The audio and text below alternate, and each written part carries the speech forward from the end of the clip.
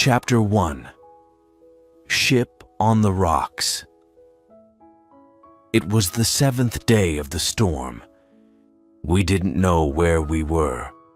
Everyone on the ship believed that death was very near.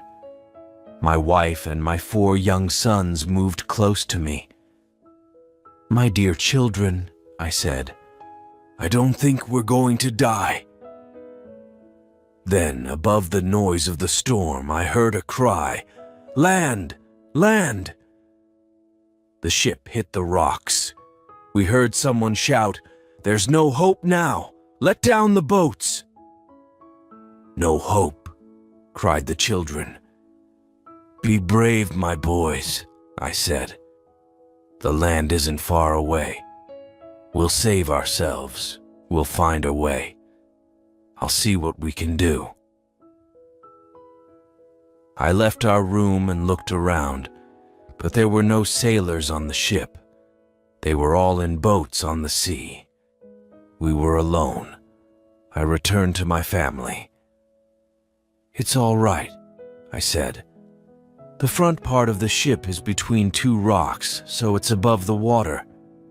Tomorrow the sea will be calmer and we'll be able to reach the land." The children immediately became happier, but my wife understood the danger of our position. She prepared a meal and the boys went to bed, but my wife and I stayed awake and watched. The next day it was not as windy and the sky was clear. We could see that we were near land. "Now," I said, "let's go around the ship. Let's look for things that will help us reach the land. We need food and water too. Then we'll meet again here." Fritz, my oldest boy, brought back guns and gunpowder. My second son, Ernest, found a box of tools, a lot of nails, a big knife, some small knives, and some other things. The box was very heavy, but Fritz helped him with it. When my third son, Jack, opened the door to one of the rooms, 2 big dogs jumped out at him. They were quite friendly, and he brought them with him. Then my wife came with Franz, our youngest son. "Good news," she said. "A donkey, 2 goats, a pig, 6 sheep, and some chickens are still alive." I said, "Those will all be useful, but not the dogs. They'll eat too much." "But father," said Jack, "they'll help us to catch animals for food when we reach the land." "Yes," I said, "but we haven't reached it yet. We need to make a boat. Let's get some barrels and some pieces of wood." So we started to work and we made a boat. We used one of the pieces of wood to hold the sail. At last, everything was ready and we lowered the boat into the sea. It was too late to leave the ship that night, so I tied one end of a long rope to our boat and the other end to the ship. Then we had a meal and went to bed. Chapter 2. The Island. We all woke up early the next morning. I called the children together and said, "First, we must feed the animals. I hope we'll be able to come back for them later. Then let's take everything that will be useful to us." We took guns and gunpowder and bags of food. We took some cooking pots, the tools, nails and knives. We brought sailcloth to make a tent. The chickens seemed sad, so we brought them too. "The dogs," I said, "can swim behind the boat." At the last minute, my wife came carrying a big bag. I didn't ask her what was in it. At first, the boat turned round and round, but after a time, I learned to sail it. "Look," cried Fritz as we came nearer the land. "Those are coconuts.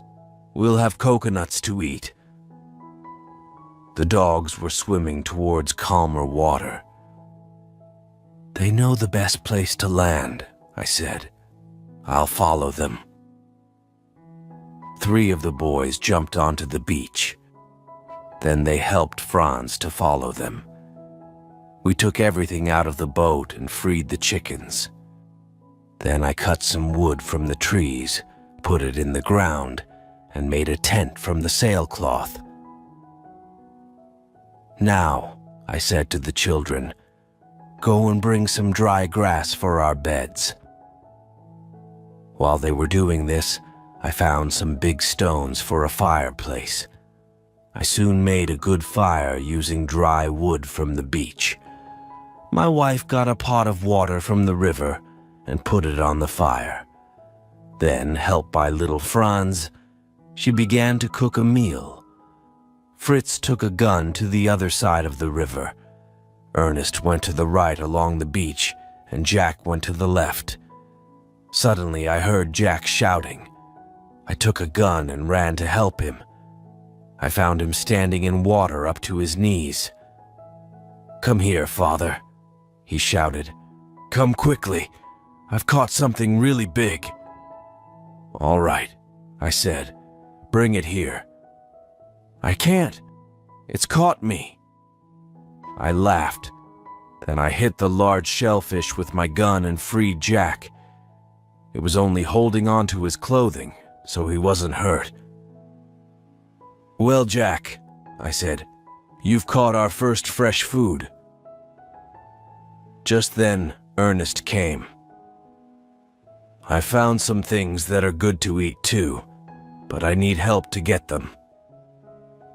"What are they?"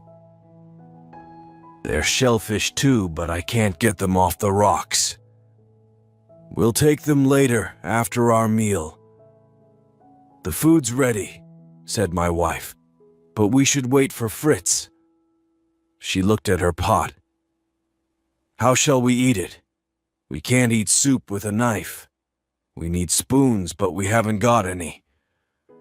"We can cut coconuts in half and use them." "We can, but we haven't got any coconuts," I said. "There are shells on the rocks," said Ernest. "We can use them if you help me." Fritz arrived, so the boys all went to get the shellfish. When they came back, Jack tried to open one with a knife. "I can't do it," he said. "I can't open it." "Put them near the hot fire," I said, "and they'll open without your help." So we sat down to our meal. We ate the shellfish first, and then we used the shells as spoons for the soup. "But we haven't got any plates," said my wife. "I've got a plate," said Ernest, showing her a very big shell. "I found it on the beach. There are lots of these shells near the place where I found this one." "Then why?" I asked. "Didn't you bring plates for all of us?" The sun was going down when we finished our meal. Then my wife opened her bag from the ship and began to throw corn to the chickens. I stopped her. "I'm very glad that you've brought this, but we mustn't give it to the chickens. We must plant it. Then when it grows, we can make bread. The chickens can have other food." It was time for everyone to go to bed. We took our guns with us into the tent. Chapter 3. The Baby Monkey. We woke up very early the next day. "First," I said, "we must see if any of the sailors from the ship have reached land." "We don't all need to go," said my wife. "You take Fritz. I'll stay here with the other boys." "Yes," I answered. "I'll take Turk with us, and Flora can stay with you." Those were the names of our dogs.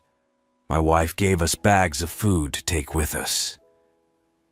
We walked along the beach, looking in the sand for signs of other people, but we didn't find any. Fritz had a gun with him. "Shall I use the gun?" he asked. "If they're near, they'll hear it." "No," I said. If there are wild men on the island, they will hear it too. We don't want them to know we're here." We turned away from the beach and walked for about a mile. We came to a little wood. At every step we saw a new and beautiful plant. "What's this strange plant?" asked Fritz, "with these big things growing on it?" "Ah," I said, "those are gourds. They're very useful." We took some of the gourds and cut them open. "Now we must take out the soft part inside. We'll leave the shells to dry in the sun. Then we can make spoons and plates and cooking pots from them. That's why these plants are so useful." "I don't understand how you can make a cooking pot from this. If you put it on the fire, it'll burn." "Ah," I said, "but you don't put it on the fire. You fill it with water. Then you put hot stones into the water and the water will boil." We cut plates, spoons, and pots from the gourds and put them in the sun. We left signs to ourselves around the place so we could find it again later. We walked to a field of very tall grass. It was growing high above our heads. Now, where, I thought, have I seen grass like this? We had to cut our way through the grass. As I touched it, my hands became very wet. I put a hand to my mouth. Then I remembered. "Come here, Fritz. Cut one of these open and put the soft part in your mouth." He did that. "Oh," he said, "it's sweet like sugar." "It is sugar," I answered. "Let's take some back with us. The others will be very pleased and surprised." Next, we came to some coconut trees. As we moved nearer, we saw a lot of monkeys on the ground near the trees. But when they saw us, they ran up into the trees. They made angry noises at us. Fritz lifted his gun. "Stop!" I cried. "Why do you want to kill those monkeys?" "Because they're screaming at us. They're terrible, useless things. Or perhaps they're laughing at you." "Why are you getting so angry?" "Because they're laughing at you. They're right to laugh at an angry boy. And they aren't useless." "How can you make a monkey useful?" Fritz asked. I threw some stones at the monkeys in the trees, and the monkeys threw coconuts down at us. "There," I said, "an angry monkey can be quite useful." "More useful than an angry boy," said Fritz. "But I'm not angry now. I'll carry the coconuts." We came to more coconut trees and the dog, Turk, ran in front of us. We heard cries of pain and angry cries from the monkeys up in the trees. We saw that Turk had one of the monkeys in his mouth. Fritz ran to save it, but it was too late. The monkey was dead. Its baby wasn't far away. It was in the grass, crying out in fear. Then a very strange thing happened. The baby monkey jumped onto Fritz's back and held onto his hair. "Take it off! Take it off!" cried Fritz. I laughed. "It's lost its mother, and so you've become its father." "Yes, it's very similar to its new father." I carefully took the monkey off Fritz's back and held it in my arms. "What shall we do with it?" I asked. "Can I take it home?" Cried Fritz. "I'll get milk for it from the goats on the ship, and soon it will learn to find food for itself." We returned to the beach, and my wife and the 3 other boys ran to meet us. They were very pleased to see the little monkey. "What are those sticks?" they asked. "They're for you to eat," said Fritz, and he gave the sugar to his brothers. A very good meal was waiting for us at the tent. Different sorts of fish and a bird were cooking over the fire. Franz caught the fish while we were away. Ernest caught the bird. The fish was very nice, but we didn't like the taste of Ernest's bird. The sun was going down when we finished our meal, and we all went to bed. Fritz took the little monkey with him. Chapter 4. Back to the ship. When I woke up, I said to my wife, "I don't know what to do first. There are so many things that we need to do." "First," she said, "you must bring those animals from the ship. Go with Fritz. The rest of us will look for a place where we can build a home." I said to her, "We'll have to stay on the ship all night. Tell Ernest to climb up that high tree. He should tie a piece of cloth to the top. If there's any danger, pull the cloth down. And you must put up a light on the ship," said my wife. "Then I'll know that you've got there safely." We reached the ship quite easily. The animals were in good health and had enough food. I remembered my wife's words and put up a light. Then we had some food and went to sleep.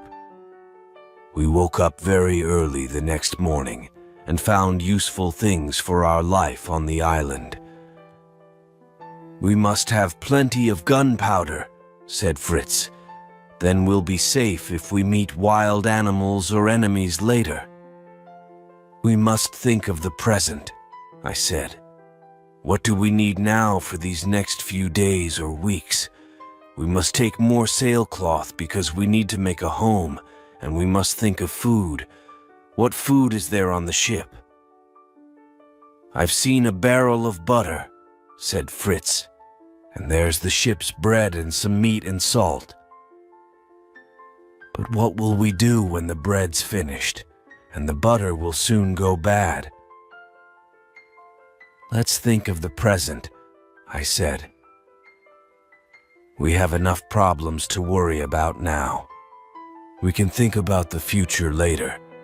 Perhaps a ship will come and take us away." But I was wrong. It's always a good idea to prepare for the future. We didn't know that at the time, so we made some silly mistakes. We didn't take back things that we needed later. It was a slow job getting all these things together, so we had to spend a second night on the ship. We woke up late the next morning. "Now, Fritz," I said as we sat at breakfast, "how can we take these animals to the land?" "We can't put them in the boat," he said. "They're too heavy." "Can we make another boat?" "No, the animals are too big. What can we do? The pig can swim, but the goats and the donkey can't swim so far." "No," I said. "We can't make a boat that's big enough. There are a lot of barrels on the ship, enough for a bigger boat, but we haven't got time to make one." "Barrels!" cried Fritz. "Let's make a boat for each animal. Let's tie barrels to the animals. The barrels will hold them up above the water when we pull them behind the boat." "That's possible," I said. "Let's try first with one animal and see." We tied a barrel to each side of a sheep and put it into the sea. It went down and down, then finally I saw its head above the water and it began to swim. When it was tired, it stopped swimming. It stayed there, held up by the barrels.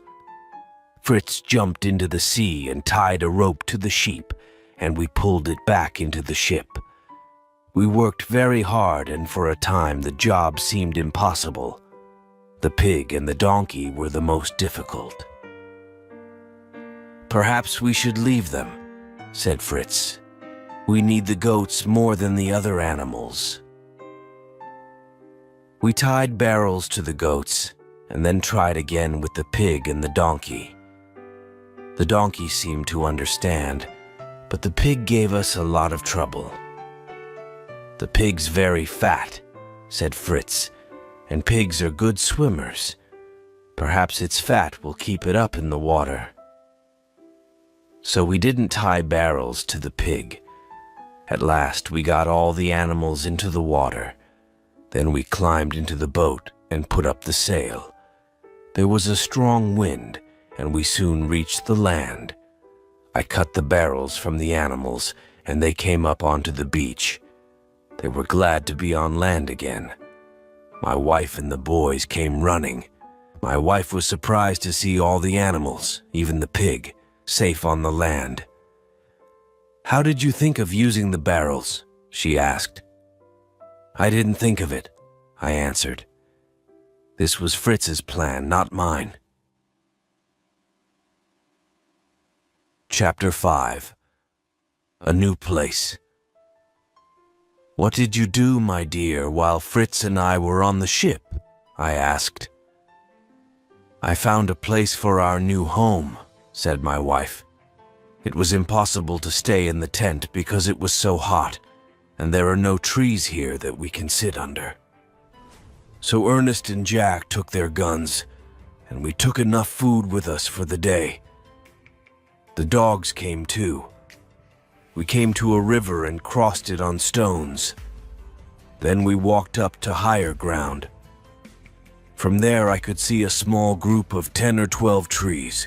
They were the biggest trees that I've ever seen. We stopped and ate our lunch there.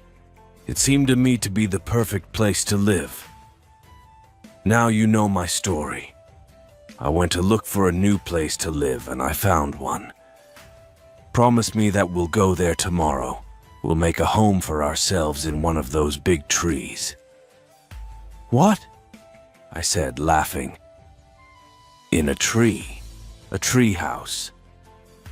We can live under a tree, but how can we get up into the tree? Fly? You can laugh if you want to, but I'm sure that we can build a small hut in the branches. We'll think of a way to get up there." "Right," I said. "We'll all go and see the place tomorrow. Then we'll think about what we can do." During the night, I thought about our conversation. Then, as we sat at breakfast the next day, I said, "Yes, we'll move to the place that you saw on the other side of the river." I turned to the boys and said, "Now, what's the first thing that we must do?" "I know," said Jack. "We must move the tent there, and then take all our things and the animals. What do you think, Fritz?" "The place is on the other side of the river." Mother, Ernest, Jack, and Franz went across on stones. But the donkey and pig can't cross on those stones, and we can't carry our things across the water. We must build a bridge. That's the first thing, isn't it?" "No," said Ernest. "First, we must go out to the ship and bring back wood for the bridge." "We don't have to do that," said Jack. "There was a lot of wood on the beach where that shellfish caught me. It's come from other ships, and there will be more there now." "Good boy," I said. "Let's see what we can find." Jack was right. We found plenty of wood. We tied together the big pieces which were useful to us. We pulled them to the mouth of the river. Then we got the donkey, and with its help, we pulled the pieces of wood up the river. Finally, they were at the place where we wanted to build our bridge. It wasn't easy, but we put 3 long pieces across the river. Then we nailed more wood across them. It was very hard work, and we all slept well that night. The next morning, we got up early and began preparing for our journey. We put our pots, food, and smaller things into bags and hung them on each side of the donkey. We put little bags on the goats, but the pig refused to carry anything. Franz sat on the back of the donkey so it could not run away. The boys and I carried the other things that we needed for the first few days in our new home. When we were all ready, my wife said, "We can't leave the chickens here. If we leave them, we'll lose them all." Fritz and Ernest tried to catch the chickens, but it was impossible. They ran away. "I'll show you how to do it," my wife said. She threw a little corn on the ground, and all the chickens ran to it. When she threw some more inside the tent, they all went inside. Then, while they were eating, she closed the tent. "Now, Jack, you go into the tent, catch the birds, and pass them out to us. We'll tie their legs and put them in 2 barrels on the donkey's back." At last, we were ready to start. We put our other things inside the tent and closed it carefully. Fritz and my wife went in front. Next came the donkey with Franz on its back, then Jack with the goats. The monkey rode on the goat that gave him his milk. After him came Ernest and the sheep, and I came last. The dogs helped us to keep all the animals in line. The pig did not want to come with us, so we left it behind. But when it saw us leaving, it came running after us. When we reached the bridge, it was there too. We crossed the bridge very carefully. I was worried about the weight of the donkey, so I went first. The bridge was all right, so the donkey went next. Then the rest followed, but not the pig. Oh no, the pig refused to go on the bridge. We tried everything but without success. Then, when we were all on the other side, the pig swam across. It followed us, so we reached the place where we wanted to make our new home. "These are wonderful trees," said Fritz. "They're so tall." "Yes," I said. "I didn't think they were as big as this. This is an excellent place. If we can make a house in one of these trees, we'll be safe from wild animals." We tied up the animals so they couldn't escape, but not the pig. The pig lay down and slept. We freed the chickens, and my wife started a fire and cooked a meal for us. Chapter 6. The Rope Ladder. After the meal, I said, "We must sleep on the ground tonight. I can't see how we can get up into a tree this evening." Then I went to the beach with Fritz and Ernest. We looked for the things that we needed for a ladder. The beach was covered with pieces of wood of all sizes, carried there from ships by the sea. "It'll be difficult to make a ladder out of these pieces of wood," said Fritz, "and it'll be very heavy." "Look at those tall, thick plants there," cried Ernest. "They're what we need. Bamboo." I cut some bamboo into pieces about 6 feet long. Then I tied them together so I could carry them. Then I cut some straight sticks. "I can make a bow with this bamboo," I said, "and arrows from these sticks." We went back to the biggest tree carrying the bamboo. We put it on the ground. "That branch is about 30 feet high," I said. "We've got more than 60 feet of thick rope and a lot of thin rope. Now we'll put 2 long pieces of rope on the ground, and we'll cut pieces of bamboo 1.5 feet long. Fritz, you cut the pieces. Ernest will help me with the rope." So we began to work. "Now," I said, "we must tie pieces of bamboo across the ropes to make steps. Then we'll have a rope ladder." We worked very hard, and after a few hours a ladder was ready. Then I made a bow from another piece of bamboo. "Ernest," I said, "make arrows from these sticks. Put a big nail in one end." "Oh," cried Jack, "a bow and arrows. What are you going to do with them? I want to play with them. I'm not making a toy, Jack. I'm going to shoot with this. But soon you'll all have bows and arrows because we must be careful with our gunpowder. When we've used this gunpowder, we won't be able to get any more. And if there are dangerous men on the island, we'll need our gunpowder. When the bow and arrows were ready, I tied a long piece of thin rope to an arrow and shot the arrow up over the branch. It came down on the other side, carrying the thin rope with it. "Ah," said Ernest.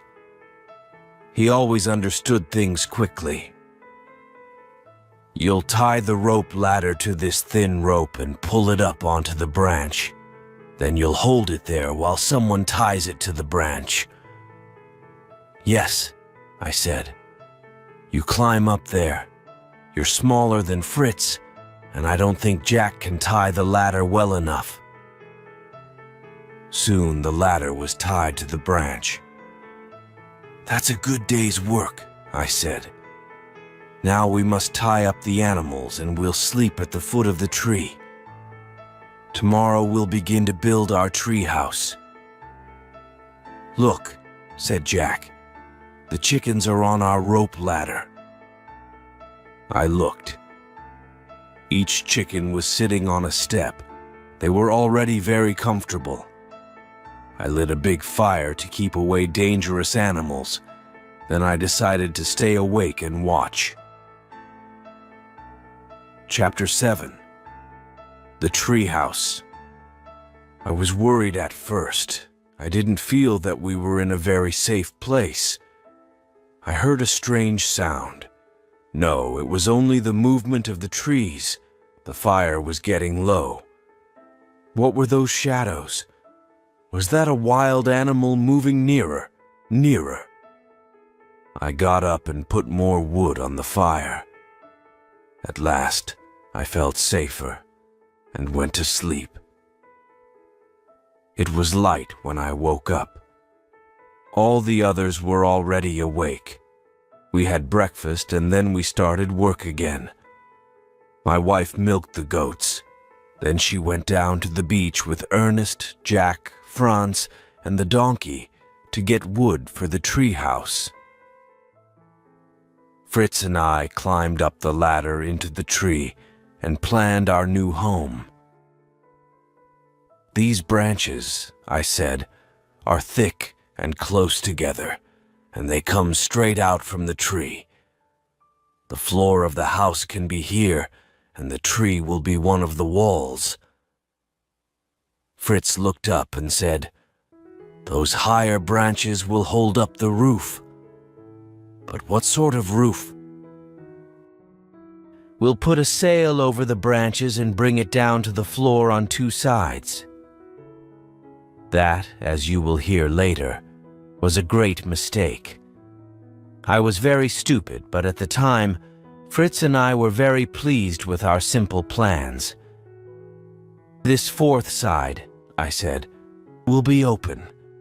We can look out from there. Perhaps we'll make a place where we can sit outside in the daytime." "It will be a beautiful house," said Fritz. Then my wife and Ernest arrived. The donkey was pulling a lot of wood behind it. More wood was tied on its back, and Franz was sitting on top of that. They left the wood and went back for more. "How shall we get it up here?" said Fritz. "Shall I carry it up the ladder?" "No, we must pull it up. Now where did I see? Yes, I remember. It was in Ernest's box of tools." Fritz found the little wheel. We tied it to a branch and pulled up the pieces of wood. Then I started to make the floor. When evening came, the floor was finished. We hung our sailcloth over the higher branches and nailed it down to the floor on two sides. On the fourth side, we could see across the country around us, and plenty of air could come into the house. "There," I said. "Our house is finished." Then I saw that there were more pieces of wood. "We'll make a table and some chairs from these tomorrow. Tonight we'll sleep in our new house." The 3 older boys quickly went up the ladder, carrying everything for their beds. My wife was afraid of the ladder, but she reached the top safely. Then I took Franz on my back. I untied the ladder from the posts in the ground, climbed up, and pulled the ladder up after me. "Now we're safe in our treehouse," said Jack. "Nothing can climb up here." "Oh," cried Fritz. "Where's the monkey?" "There," said Ernest, pointing to Fritz's bed. "A monkey can climb up anywhere." I kept my gun by my side. I was still not sure that the animals below were safe, but the night passed quietly. Chapter 8. Back to the tent. After breakfast, Fritz and I started to make a table. Suddenly we heard a loud bang, and a small bird fell almost at our feet. "That was a good shot," said Ernest, picking it up. He was very proud. "It wasn't good," I said. "We can't use our gunpowder like that. We can use the guns to shoot large animals for food, but for birds and small animals, we must use bows and arrows. Look at the bow and arrow that I've made, Ernest. Try to make better ones and learn to use them." When midday came, we put some barrels around the new table. We were ready to eat our first meal at it. "Where are Ernest and Jack?" asked my wife. "Let's start. If they come late, they won't have any lunch." "Maybe something has happened to them," said my wife. "I can't eat if they're not here." We waited. "I'm sure nothing has happened to them," I said at last. "They're young and silly and don't notice the time. Put the food on the table." Then Ernest and Jack arrived carrying bows and arrows. "Look," said Jack. Before I could speak, he held out 2 very small birds. We shot them with our bows and arrows. "I'm very pleased about that, but I'm angry because you're late. Your mother's been worried about you. Sit down and eat your lunch." We only had meat and a little bread for lunch. The bread was very hard. The meat was an animal that I shot the day before. "I left some things at the tent," said my wife. "If we get them, I can give you better meals." We left and walked towards the beach. The dogs went in front. This time the little monkey was riding on Turk's back. Then came Fritz, Ernest, and Jack with their bows and arrows. My wife, Franz, and I came last. There was still a lot of wood on the beach, and I noticed 2 long pieces just the same shape. Their ends were turned up. Now where, I thought, have I seen pieces of wood shaped like that? Ah, I remember. In Switzerland, of course. We reached the tent and found everything in the same place as before. Everyone looked for the things that they wanted. Fritz got some gunpowder while I found the butter. My wife pointed to a bag that I remembered putting into our boat. "What is it?" I asked. "Ah," she said. "That's what I wanted for our lunch. Potatoes." "There are only enough for 1 meal," I said. "But if we plant them, we'll have plenty next year, enough for all our meals." Jack was listening to this. "We can eat these potatoes, and then we can find wild potatoes," he said. "You found sugar and coconuts." "No, Jack. Wild potatoes grow on the top of high mountains, and they're very small and not very good to eat.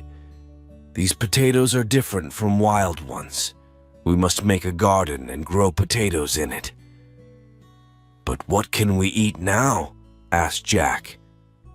"I'll see what I can find," I answered. "Until our garden's ready, there are some wild plants that we can use." Next, Fritz and I went to get salt.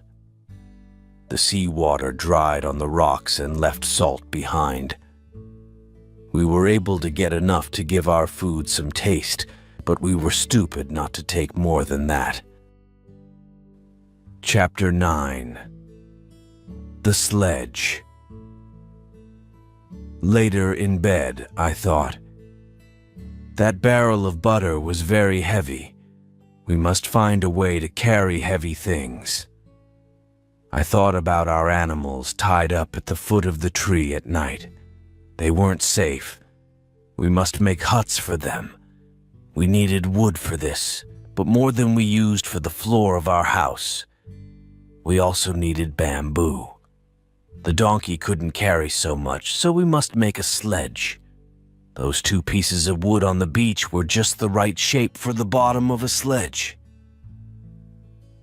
Early in the morning, Ernest and I climbed quietly down the ladder. I took some tools, nails, and a piece of light rope. We found the 2 pieces of wood and nailed them together with smaller pieces. Then we put a lot of bamboo and wood across the top.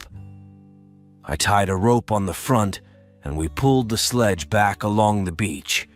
It moved very easily across the sand. When we were finishing our breakfast, we heard a loud noise from the chickens. We all ran to them.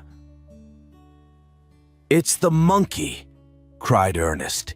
"He's running after them." Then we saw the monkey hiding behind a tree. He was eating an egg. The monkey ran away to another tree, and Ernest ran after him. Soon Ernest came back with 4 more eggs. My wife went and looked in the grass. "One of the chickens is sitting on her eggs." She said, "Soon we'll have some little ones. We must make a safe place for the chickens. Then we can keep the monkey away from them." After lunch, Ernest and I went out again with the donkey. The donkey pulled the sledge to the beach. We put more wood and bamboo on the sledge, and then I looked at the sky. "We must go home," I said. "There are clouds in the sky and the wind is getting stronger." Then I looked at the place where the ship was still on the rocks. Another storm could carry the rest of it away. We must make one more journey to the ship before it breaks into pieces. Why was I so stupid on our last journey?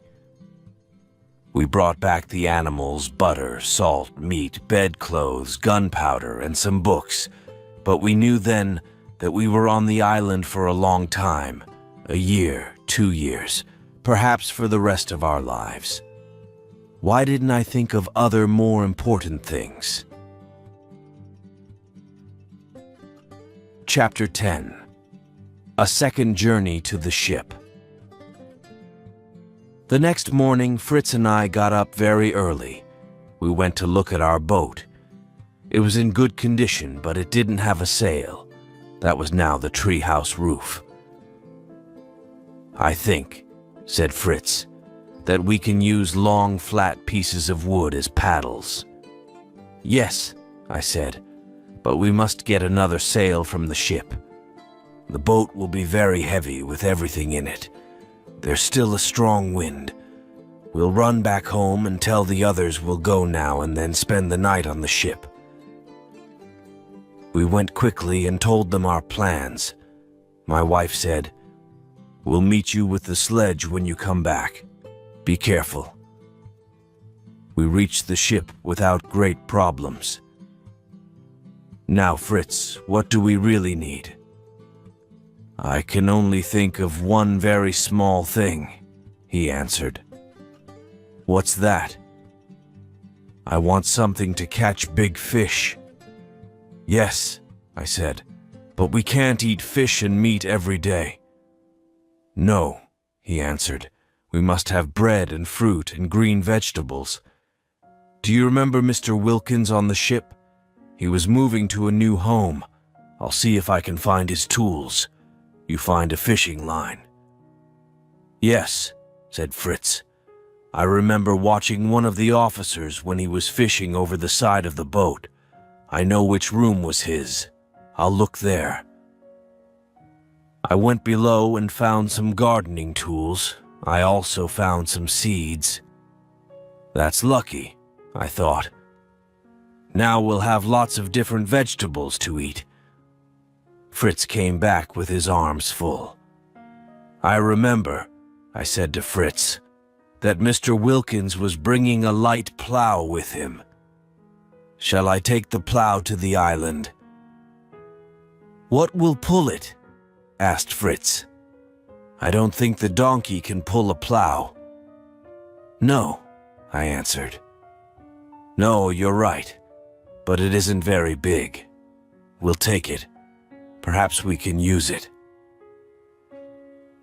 We slept on the ship that night. The next day was windier and the sky looked stormy. We put a good sail on our boat and started back towards the land. Perhaps, said Fritz, we can catch a fish on the way back to the land. He put a fishing line over the side and pulled it through the water. Suddenly, we felt something on the line. It was very strong and pulled the boat back towards the open sea. The fish will carry us away, cried Fritz. We must cut the line. No, no, cried Fritz. Let's wait. Just then, the wind began, and it pushed the boat towards the land. It became stronger and stronger, and we moved faster and faster through the water. The boat was thrown up onto the beach and broke into pieces. My wife and the boys were waiting for us. We quickly took our things off the boat and put them on the sledge. There, that's all, I said. No, answered Fritz. Let's see if the fish is still with us. He went into the water. Yes, it's still here. It's dead.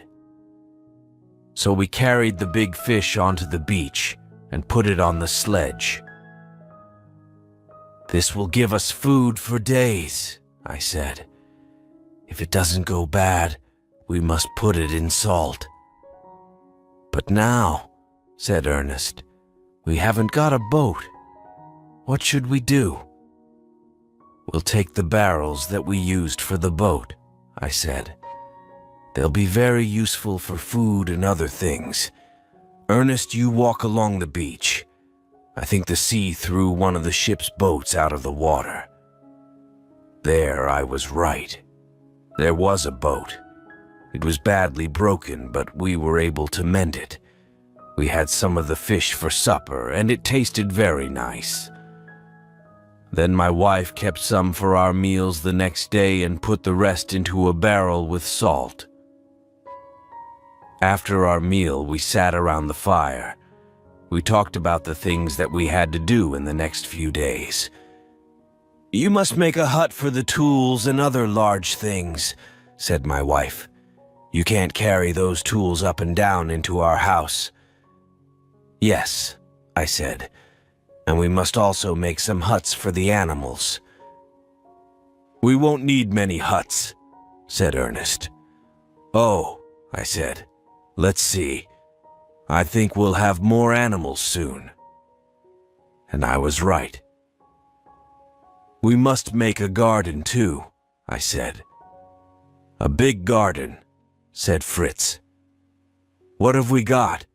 Plants and seeds from the ship and potatoes, and perhaps we can find other plants on the island that we can grow in our garden. Yes, I said, but we must build a wall around the garden. We don't want the animals to eat the plants. We'll use bamboo." "Oh, that's a lot of work," said Ernest. Ernest was lazy and didn't like work. "There's one thing that you haven't told me," said my wife. "You've told me what we'll be able to eat next year, but what are we going to eat now?" "Ah," I said, "we haven't got any potatoes, but there are wild plants. I'm sure that there are sweet potatoes on this island." The next morning we all went out and looked for sweet potatoes. For some time we didn't find anything. Then Fritz found a plant and called me. "Is this a sweet potato?" he asked. "Yes," I said, "it is." We looked around and found more. Back at the treehouse, my wife cooked the sweet potatoes. They tasted like potatoes, but not as nice. Then she made some of the potatoes into a sort of bread. It was quite hard, but good. Chapter 11. The Garden. We got up very early in the morning. We wanted to start work on our garden before the weather got hot. Fritz, Ernest, and I took our tools. Jack had a fork, but he wasn't really old enough. We all started to work. After a time, when we were quite tired, I said, "Let's see what the animals left on the ground last night. That'll be very good for the earth in the garden." We went to look. "The pig! The pig's gone!" Jack cried. It was true. The pig was nowhere near the treehouse. "We can't do anything about that," I said. "Perhaps she'll come back again." "You said she," said Jack. "Yes, of course. I think she's going to be a mother. Perhaps she's gone away to the forest to have her babies there. Then she'll come back, I hope." We went back and worked again in the garden. We were all very tired when it was time for the evening meal. We had fish and sweet potatoes. "Now," I said, "we must work in the garden again tomorrow and plant all the seeds from the ship. Then we'll put bamboo around our garden and make huts for the animals." "We must make a big hut for the pig," said Jack, "if she has a lot of little pigs." "Now go to bed," I said to the boys. "Be ready to work hard tomorrow. First, we'll get the bamboo." "How will we carry a lot of bamboo across the ground?" asked Jack. "We can't use the sledge. Can the donkey pull it?" "No," I said. "We won't go to the place where we found bamboo before. We'll go to a different place. Then we'll be able to bring it here more easily." "Oh," said Jack. "Is there an easier way?" "Yes," I said. "We'll go up the river. We'll cut the pieces of bamboo and pull them to the river. Then the river can carry them down to our treehouse." "Ah," said Jack. "Yes, that'll be the best way." Chapter 12. Buffaloes and Other Animals. We left the next morning to get bamboo for our garden and for animal huts. My wife and the 4 boys came with me and the 2 dogs, Turk and Flora. We also took the donkey. We needed it to pull the bamboo to the side of the river. It was our first visit to this part of the island, so we took our guns with us. The dogs were a mistake, but the guns weren't. We went up the river and found a lot of bamboo. We cut it and tied it together, and the donkey pulled it to the river. Then we had a meal and rested. Jack went for a walk. After a time, he came back and said, "Father, there's a big field over there, and there are 10 or 15 large horses in it." I said, "Jack, there aren't any horses in this place." "There are," he said. "Come and see. When we came out of the trees, we saw a lot of buffaloes. We went nearer and nearer until we were about 130 feet away. The buffaloes stood and looked at us with their big round eyes. They didn't seem to be angry or afraid. I could see 2 young buffaloes. Then Turk and Flora began to jump up and down, making a lot of noise. The buffaloes became angry and they came towards us. We were in great danger, but Fritz and I both used our guns. One of the buffaloes fell dead and the others turned and ran away. We were lucky to escape so easily. I said to Fritz and Ernest, "Come and catch those 2 young buffaloes. The dogs have pushed them into the trees. We must take them with us." We put ropes around their necks, and they came with us without any trouble. We hurried away as fast as we could. "Now," I said, "we'll leave the bamboo until tomorrow, but the young buffaloes will be very useful. We'll give them milk from the goat." The goat gave the young buffaloes her milk. "But," said Jack, "there won't be much milk for us." "No," I said, "but soon we'll have as much milk as we need." "You seem very pleased about the young buffaloes," said Ernest. "Yes, I am," I answered, "because now I can see an answer to 2 big problems." "Oh," said Ernest, "what problems?" "These," I answered. "When the goat doesn't give us any more milk, we won't have any. But these 2 young buffaloes will grow up and they'll have babies, so we'll have more and more buffaloes and plenty of milk. Buffalo milk is very good. We can make butter from it and perhaps cheese too." "And what was the other problem?" asked Fritz. "The other problem," I answered. "You remember the plow that we brought from the ship? I didn't know how we could pull it. A buffalo is very strong, and the buffaloes can pull the plow for us. So now we have a plow and we have milk." "Not yet," said Ernest. "No, not yet," I answered, "but next year. We mustn't think only of today. We must think of future years." The next day we went back and cut up the dead buffalo. We brought a lot of the meat back and put it into barrels with salt. Now, I thought, we'll have food in the winter. We also put the bamboo in the river, and the river carried it down to a place near the treehouse. We pulled it to the treehouse and started to put it around our garden. Some days later, when the garden was finished, I said, "Now we must begin to make huts for the animals." "We'll only need 3 huts," said Ernest. "Why only 3 huts?" I asked. "We need one for the buffaloes, one for the goats, and another for the sheep," said Ernest. "And perhaps we should make a house for the chickens."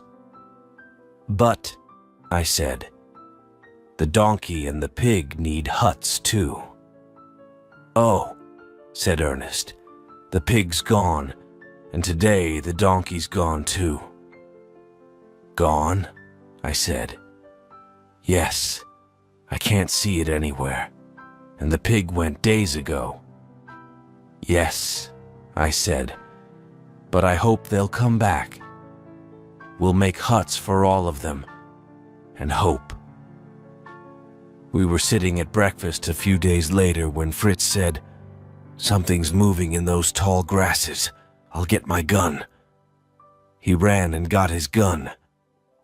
"Wait," I said. "Don't shoot. Let's see what it is." Jack said, "I'll go round behind it and look. If it's dangerous, I'll run away." So Jack moved very quietly. He was very good at that because he often followed birds with his bow and arrow. The thing came nearer, and then out came our pig with 6 little ones. "At last," I said.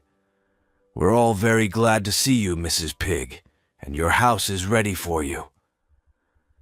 So we pushed the pig and her 6 babies into their hut. Then Franz called to me. "Look," he cried, "Flora's had 6 babies too."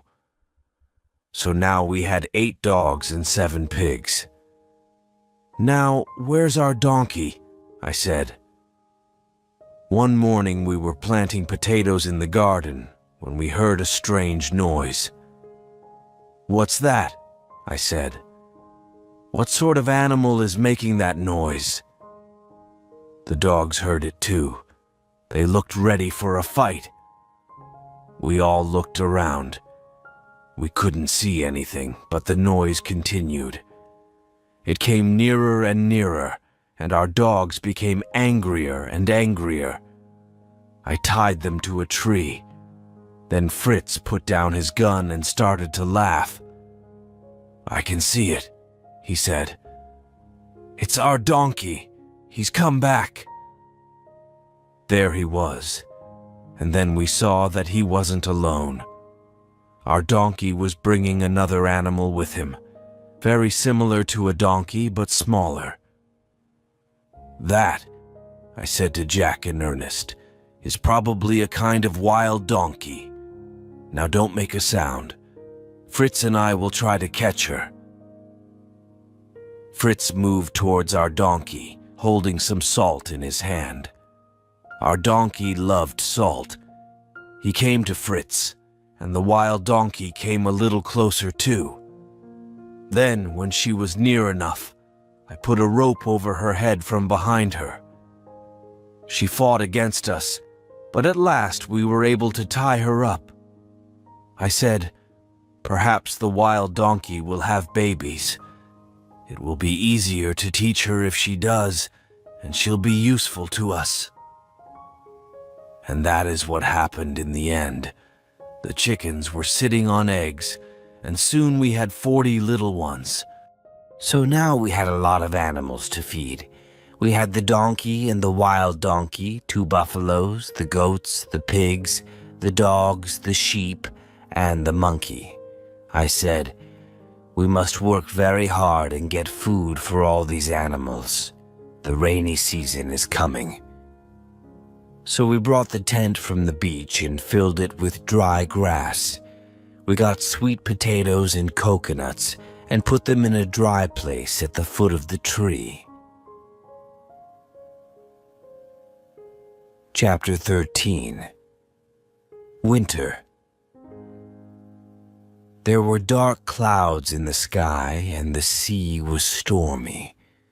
I looked out to sea and thought, "The sea has finally broken up our ship. There will be more wood on the beach, and this rough sea will come up to our boat on the beach." "Boys," I said, "we must pull our boat high up on the beach. We don't want the sea to carry it away, and we must turn it over so it doesn't fill with water." We went down to the beach and pulled the boat up high on the sand and turned it over. Then Ernest pointed and said, "What's that thing there? That square thing?" I looked and saw a big box. It was nearly covered with sand. We uncovered it and opened it, and it was full of a sailor's clothes. The clothes were very wet and salty from the seawater. "We can wash them in the river and dry them," I said. "They'll be too big for us," said Jack. "They're too big for Fritz or Ernest." "Yes," I said, "they'll be too big for you, but you'll be glad when your other clothes have got wet in the rain." Then I thought, now winter's coming. What do we need? Dry firewood for my wife to cook with under the treehouse. We didn't, of course, cook in the treehouse because of the wooden floor.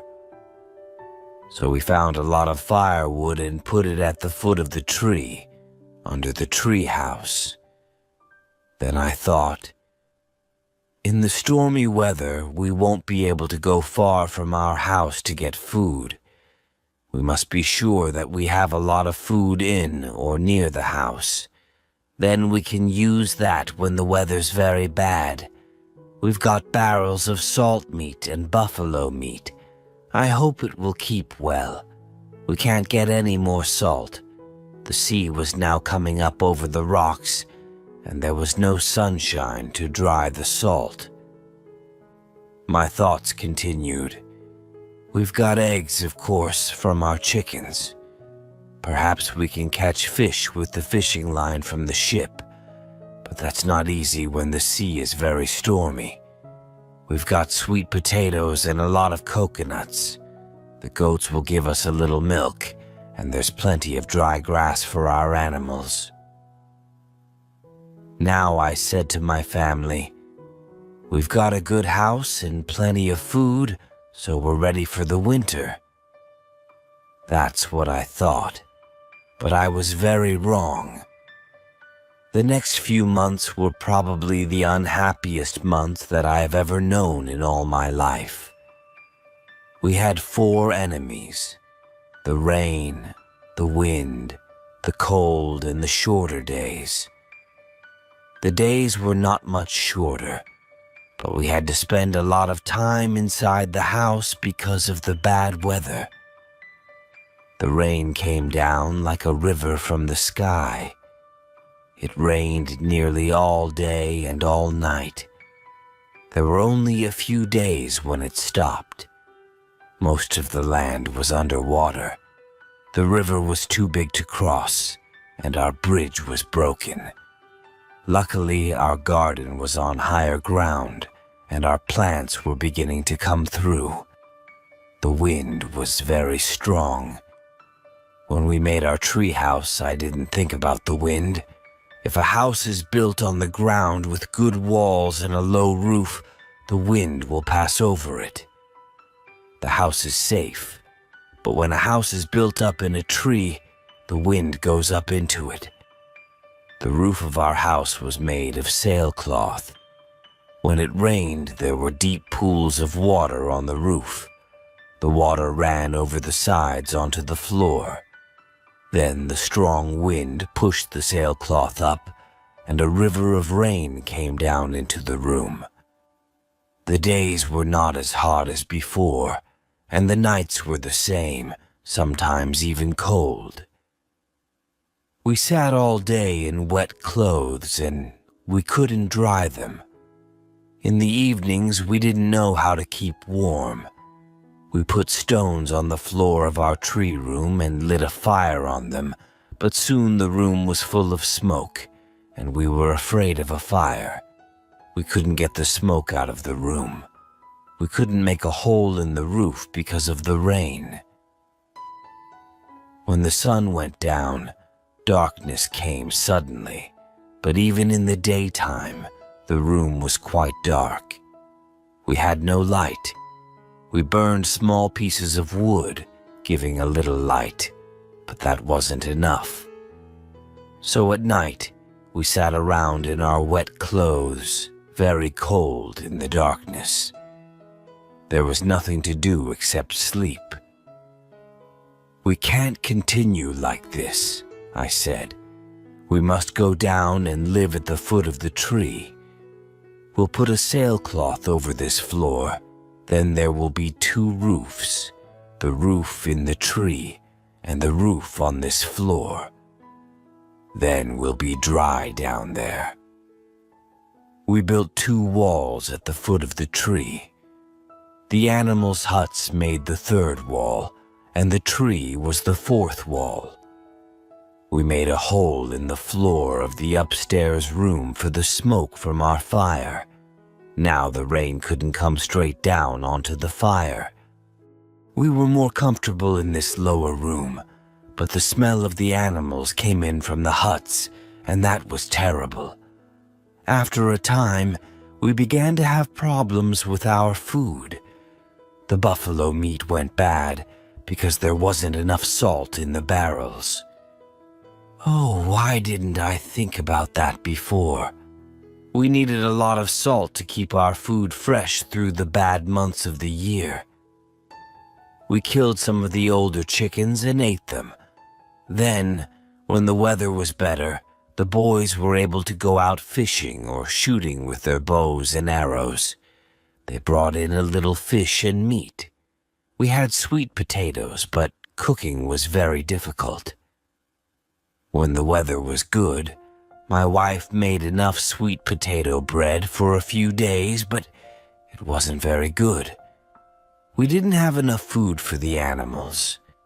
We killed 4 of the young dogs, leaving only Turk and Flora and 2 of their babies. We had to find food for the goats, the sheep, and the buffaloes. We couldn't give them enough food in their huts, so we moved them out into the forest. We put coconut shells around their necks so we could hear them. Then we put a little food in their huts each night, so they wanted to come back home. Chapter 14. The Cave House. We were very pleased when the storms ended. After those long weeks of rain, the sun shone again. We came out from our dark, smelly room and looked up at the bright sun. Around us, the grass was green, and flowers were coming through. In our garden, the plants were coming up very well, but the birds saw them too. So Jack guarded them with Flora's help and kept the birds away. We also put fishing lines across the plants to protect them from those little thieves. We hung up our clothes in the sunlight to dry them. Then we started work on the treehouse. In a few days, we were able to leave our room at the foot of the tree and go back to our bright and happy home. "I can't live through another winter like that," said my wife. "It will kill me." I'm sure that the first men, thousands of years ago, didn't live in trees like monkeys. They lived in caves, and we must find one too. I knew that she was right. I went out and walked along the coast and looked at the hills near the sea. Some came straight down to the beach. Those were possible places for caves. I walked a long way, but I couldn't see any big ones. I needed a large cave for my family. I went back and told my wife and the boys the caves weren't large enough for us. "So," said Fritz, "if the caves aren't big enough, we must make one bigger." "You can try," I said, "but the rock's very hard. I don't know if it's possible. I'll take you to the best cave that I found above the beach. It was probably made by the sea, but the sea's gone down and left it in the side of the hill. Bring the tools and we'll try." So we went to the cave. We worked for a week, but we only made the cave 6 feet deeper. The rock was very hard. I thought about using gunpowder, but gunpowder was too important for us. I didn't know what to do. "Shall we stop?" I asked Fritz. "Shall we think of another idea?" "I think," said Fritz, "that the rock is getting softer. This piece here seems softer." Jack was the smallest, so he was working at the lowest part of the rock. One morning he cried out, "I've done it! I've done it! I've made a hole right through the rock!" "Don't be so silly," said Fritz. "I don't believe you." "But I have," said Jack. "I have." Fritz went to look. He soon came back saying, "It's true, Father. Jack's right. I can't understand it. Jack has made a hole in the rock, and there's nothing behind it." I was very surprised. I took a long piece of bamboo and put it through the hole. "Yes," I said, "there's nothing behind there." "Let's make the hole bigger," said Fritz. "Then one of us can go through." I said, "That's dangerous. If the hole's very deep, you'll fall. We must be very careful. Let's make the hole a little bigger. Then I can put my head in and look." So we made the hole bigger, and I put my head in. Suddenly I felt very ill. I moved away. "You mustn't go into the cave, boys, if it's a cave," I said. "The air's really bad and dangerous. I'm sure you can die in there. First, we must drive out the bad air." "How can we do that?" asked Fritz. "We must light a fire," I replied. So we put burning grass and sticks into the hole, but the fire went out immediately. "Perhaps," said Ernest, "if we light a fire just in front of the hole, the hot air will pull the cold air out of the cave." "Yes, that's possible," I said, "but I think that will be slow and perhaps dangerous. I think this time we should use some of our gunpowder." So I took some coconut shells, tied some rope around them, and filled them with gunpowder. Then I lit one and threw it quickly into the cave. There was a very loud noise, and the bad air came out with the smoke. I did the same with 2 more coconut shells, and then we tried to light a fire again. This time the fire burned. It didn't burn very well, but the smoke and hot air came out through the hole, and soon the fire was burning better. At last it began to burn brightly, as brightly inside the cave as in the open air. "Run to the treehouse," I said to Ernest. "Bring all the small pieces of wood that we've got. We can use them as light when we go into the cave." While he was gone, we made the mouth of the cave bigger. Then we could see the walls that were nearest the doorway.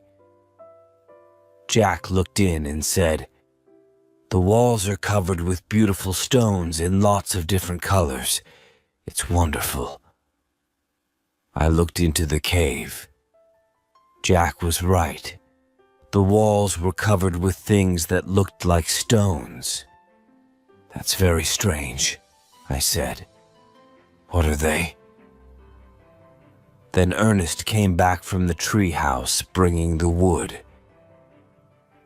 I went into the cave first.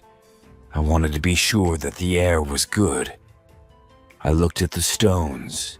Some were lying on the floor because of the gunpowder. I took one and tasted it. "It's salt!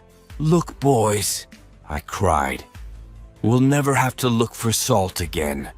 Next winter we'll have plenty of salt, and we'll have meat through all the bad months." We looked around the cave. It was very big. I saw that we could make a room at one end for all our things, with a bedroom next to it. We could have another big room as a kitchen and sitting room. "But," I said, "there's one thing that we must make now. I don't think this end of the cave is very far from the outside air. I'll hit the rock inside the cave. I want you, Fritz, to go outside and listen. Tell me where you hear me most clearly. Put a stick there to show the place." So Fritz went out, and I started to knock on the inside of the cave wall in different places. After a time, he came back and said, "I found the best place. I can hear you quite well." "Ah," I said, "then we'll make a hole through there from the outside. We need fresh air in the cave. It'll be hard work, but we must do it." It was hard work, but after 2 days, Fritz was able to put bamboo through the hole. The other end of it came into the cave. Then we made the hole bigger from inside the cave. "Now," I said, "we can make a fireplace with a hole for the smoke." So we started work. Using stones and earth, we made a good fireplace with a hole for the smoke. "Now," I said, "we'll see if this idea really works." So we lit a fire, but the smoke came out into the cave. I saw that the boys were very sad. They thought that all their work was for nothing. "No," I said, "don't worry. When the hole gets warm, the air will go up it. It'll be all right. Keep the fire going for 2 days and it'll work very well." And that was what happened. On the second evening, the air began to go up the hole, and it took all the smoke out of the cave.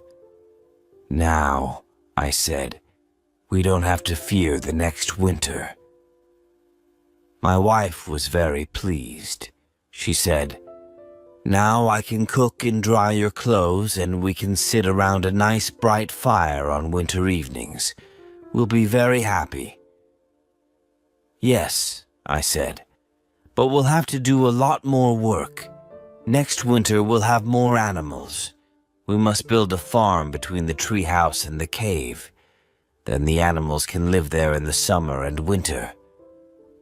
"And we'll need a lot more food," said Fritz. "Yes," I said, "we can use the plow to make fields, and we must grow lots of vegetables. To work, to work." So we all had a very busy summer. We put lots of salt meat, dried fish, and coconuts in the cave. When the end of the year came, we added potatoes and sweet potatoes. Then we made a hut at the farm and put dried grass and other food in it for the animals. We built a small hut there for someone to live in.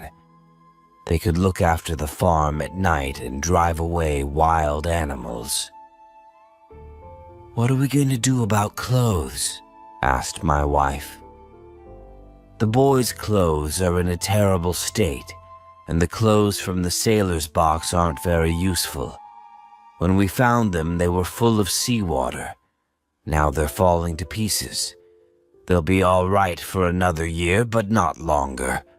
I must make cloth." "How can you make cloth?" said Fritz. "From what? We've only got 2 sheep." "There are plants," I said, "that we can use for cloth. I won't tell you about all our problems with those plants, but in the end, my wife was able to make cloth. It wasn't very good, and it wasn't very white, but she was happy. But until then, the boys wore animal skins. They caught the animals, and we now had plenty of salt, so we prepared the skins, and my wife was able to make clothes out of them. So the year passed, our second year on the island. The boys were getting big and strong. Fritz was now nearly 16, and Ernest was 14. I thought about the future. One evening I said to them, "You 2 are the oldest. Soon I'll have 2 fine, strong men to help me in our work on the island. As I become older, you'll be able to do the harder work. Jack is a quick learner and he can help your mother. Little Franz isn't very helpful yet, but he's a good little boy and doesn't give us much trouble. Yes, we are very lucky." Chapter 15. The Canoe. As the years passed, we made our houses better. We put a wooden roof on the treehouse. The rain didn't come through in winter after that, but it still wasn't a good home for the rainy season. We also built a place in front of the cave. We could sit out there and enjoy the sea air and the sunlight. The farm became bigger and bigger. The buffaloes pulled the plow and they gave us all our milk. We were able to make butter from it too. We got more eggs from our chickens than we could eat in the spring and the summer. In the winter, we had just enough eggs for our needs. The wild donkey had a baby. It was very pretty, and it was easier to teach than its mother. Of course, we had problems. One morning, Jack came running back from the farm. "Oh, Father, Father, come and see," he cried. I went down there. Everything in the farm buildings was broken, and the plants from the fields were everywhere. Monkeys laughed at us from the trees. "Oh no," I said. "They've destroyed everything. We must be sure that this never happens again." Turk and Flora's babies were now old enough for us to teach them. We made a rule that one of us, Fritz, Ernest, or I, always slept down at the farm with the dogs. They were quick to learn about the monkeys. We showed them that they must always run after a monkey. When they did, the monkeys ran away. Soon, the monkeys stopped coming to the farm. As I watched my boys grow up, I was very pleased with them. Fritz was very strong and tall. Ernest wasn't as big, and he was quieter, but he wasn't as lazy as before. He wrote down the names of all the plants on the island and drew pictures of them. He made some paper out of plants like the Egyptians many thousands of years ago. Franz was more sensible than Jack. He always did what he promised to do, but Jack was a good son too, and he did a lot of work on the farm. Franz liked helping his mother, while Jack spent more time with me. One day, Fritz said to me, "I'd like to go away alone. I want to visit the parts of the island that we haven't seen. The ship's boat is too heavy for one person. I want to make a canoe." "I think we can make a canoe," I said. "I've seen canoes made from the bark of tall trees. I'll try to help you." We found a big tree, and I cut a ring round the bark at the bottom. Then I tied a rope ladder to one of the branches. I told Fritz to cut round the tree about 20 feet up from the ring. Then I made a cut from top to bottom between the two circles. We took the bark off very carefully, and it fell away in one piece. We tied pieces of bamboo to our canoe to hold it in the right shape. Then we nailed together the sides at each end of the boat. A sweet juice from one of the trees dried quickly and went hard. We used this to fill the holes. "I think," said Fritz, "that the water will come in over the front of the canoe and perhaps over the back. Perhaps we should cover those places. We can leave a place in the middle where I can sit." "Yes," I said, "you're right. We must put a light cover over it." We also found a long, flat piece of wood. Fritz could use that as a paddle to move the boat along. When the canoe was ready, we waited for a few days. Then it was dry, and we tried it in the water. At first, Fritz had problems in the canoe. It turned over, and he often fell out, but he practiced, and after a few days, he was able to travel safely even in rough sea. Chapter 16. Jenny one day, Fritz went away in his little canoe. He stayed away all day. In the evening, my wife became very worried. "I'm afraid that something has happened to him," she said. We couldn't do anything, so we went to bed, but we didn't sleep very much. The next day, we went up to the top of a hill, but we couldn't see him. Then Ernest pointed. "Look," he said, "is that him?" We looked. It was Fritz in his canoe. We all ran down to the water to meet him. "Oh, Fritz," cried his mother. "I thought you were dead." While he was having breakfast, Fritz told us his story. I've always wanted to know more about the west of the island, so I decided to look there. I took my gun and some gunpowder, a fishing line, and my knife. I came to the place where we found shellfish for the first time. I went for a swim there, and I found a lot more. I brought some up onto the beach and opened them. Inside one of them, I found this. He held out his hand.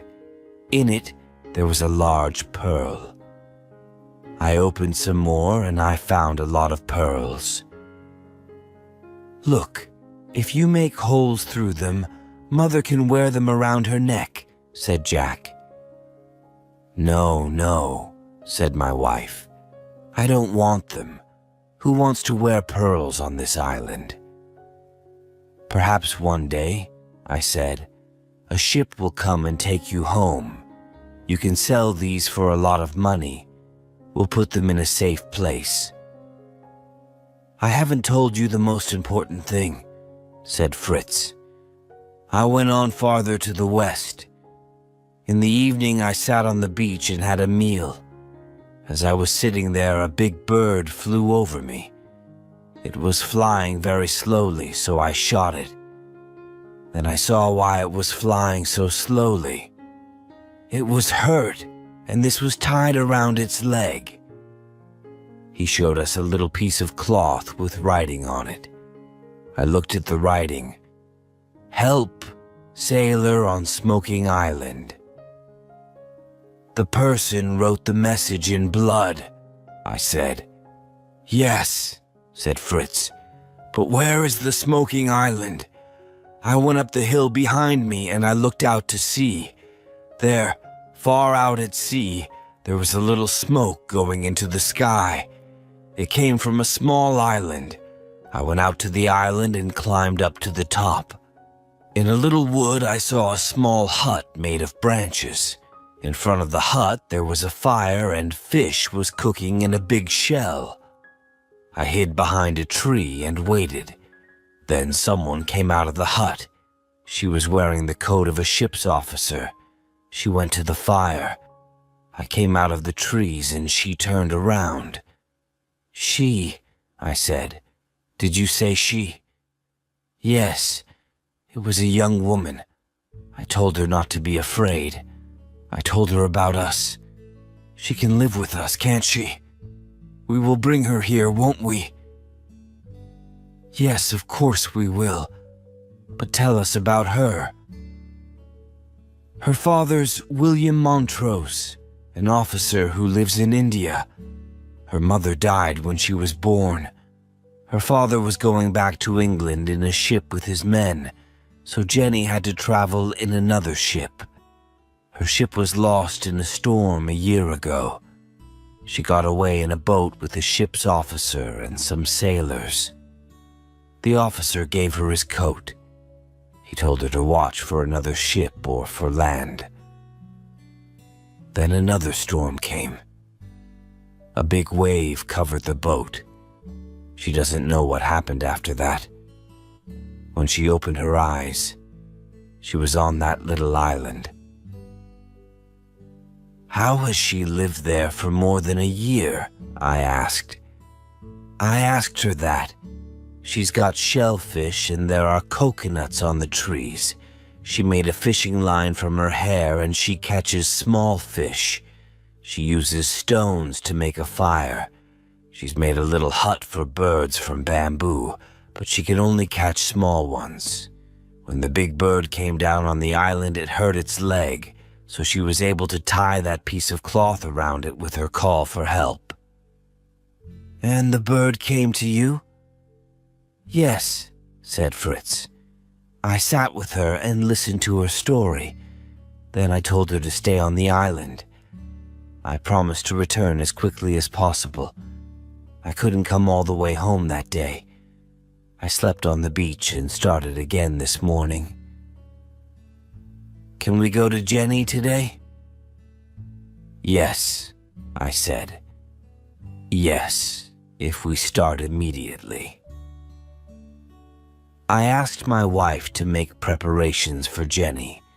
Then, taking a day's food with us, Fritz and I left in the ship's boat. Jenny was waving from the beach as we came near. We stepped out of the boat onto the beach, and she threw her arms around my neck and cried. We sailed back home along the coast. Mother and the 3 boys were waiting on the beach to meet Jenny. My wife said, "I'll have to dress you like one of my sons because these are our only clothes." Jenny had a bath and dressed in sailor's clothes. Then she joined us for a large lunch, and Jack put flowers in her hair. Perhaps my boys thought that they could teach Jenny a lot of things, but she could shoot better than they could. "My father taught me in India," she said. She was very good at catching fish. She was able to tell Ernest the real names of many of his plants. "I learned all that at school," she told him. Very soon, she and the boys were close friends. Jenny thought about her father all the time. "I'm sure that ships are looking for me," she said. Fritz said, "If a ship comes, we'll hear a gun. We'll answer with our guns, then they'll know that we're here." "A ship will come one day and take me back to Father," Jenny said. "I'm very happy with you, but he's probably very sad. He doesn't know if I am alive or dead." The summer ended, and the winter passed. Early one morning, Fritz went out in his canoe. He was looking for a nice big fish for our lunch. Then suddenly, we saw him turn around and come back. "Quick, quick!" he cried. "There's a ship!" We ran up to the top of a hill with our guns. Bang! There was an answering shot from far away. We waited, then used the gun again, and the answer came louder and nearer. Then we saw a boat coming towards the beach. We ran down to meet it. An officer stepped out. "I am Officer Littleton," he said, "of the Unicorn. Is Miss Jenny Montrose here? Some of the sailors from her ship, the Dorcas, told me to try these islands because the ship was lost near here." "Yes," I said. "Miss Jenny Montrose is here and she's safe." He looked at me and my family and at Jenny in sailor's clothes. "But," he said, I told him my name. "And this is my wife, my sons Fritz, Ernest, Jack, Franz, and this," I said, "is Jenny, our Jenny." Chapter 17. The End. I am writing this chapter with a sad heart.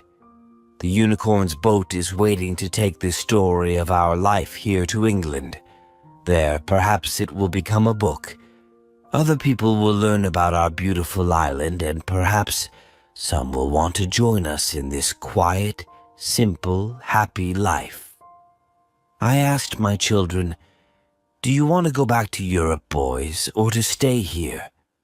Ernest said, "I want to stay and learn more about the plants, but the officer must send me books." Jack and Franz were too small to go. I turned to Fritz. "And you, Fritz, do you want to go back to Europe?" He took Jenny's hand in his. "Yes," he said. "We want to go now, but we'll come back." Officer Littleton left us some things, and we gave him our pearls. "I'll send you more from Europe," he promised.